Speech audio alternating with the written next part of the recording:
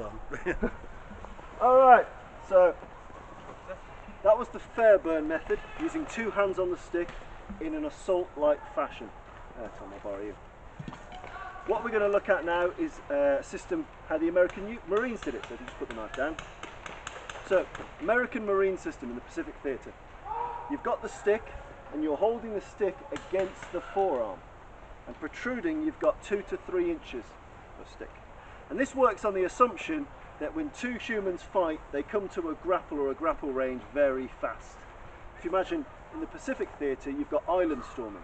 You've got a bunch of young Marines running up a beachhead against a load of Japanese. You're going to end up it's going to be like British Bulldog. You're going to be smashing into each other. So there's not even that much room to use it in the Fairburn fashion. But I've got the stick very, very tight. So we come to this crash, just be human dummy for now. We've got the stick in this fashion, and we're going to use it in a boxing-like format. So we're going to use it to jab at the throat, solar plexus, groin, liver, spleen, kidneys, base of the neck. You're using this as the weapon. The good thing about this is it's a very intuitive platform. If you spend much of your time training unarmed, you could be pop, bang. You know, you could be hook, uppercut. Anything you can do in a boxing format, you can do with this stick. And most people spend most of their unarmed time in something that replicates this, especially in World War II, boxing being a much more mainstream sport then. It's much more familiar to people. So the American Marine method is to have it like so, and being used to, again, combative wrestling, boxing style footwork, whether it's on the front foot or the back foot. Typically, this is held in the hand that's adjacent to the back foot. So it's here. So I use this hand to fend, to grab, to pull, to push, to block, to do stuff, poke him in the eyes, whatever. This hand delivers the shot. If I manage to parry, delivers the shot, delivers the shot. So it comes in this format. If we're a bit longer range and his hands are coming out, I may decide to snap at them with the stick here. This does have some risk.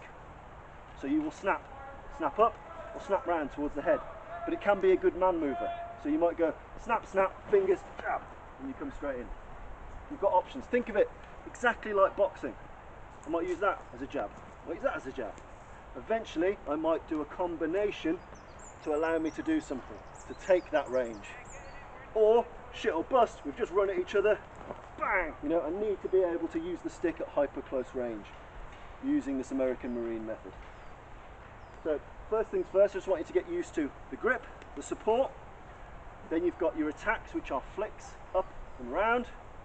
I don't like these too much because there is a risk of catching. If you do them, you have to be scary. I always say go for eyes. Whoa. Yeah, that one. Makes people move, makes people fear. Eyes and throat are the only real targets for these type. In the videos you see people go for hands. The problem is, if I go for his hand and he's clever, now it's our stick, not my stick. So get used to this kind of stuff towards the eyes. Using the lead hand could grab, grapple, gouge, close the distance, and you can use the stick in any number of ways. Placement's important, targeting's important. People have got webbing, people have got ammunition pouches, people have got radios, people have got stuff. Where stuff typically isn't, it's in the throat, in the eyeball, and the kidneys. You've also got to look for gaps. It's like, you know, it's like shellfish. You're prizing open the gaps in what's available. That's that method. The footwork's important. It's got to be athletic. It's got to be strong.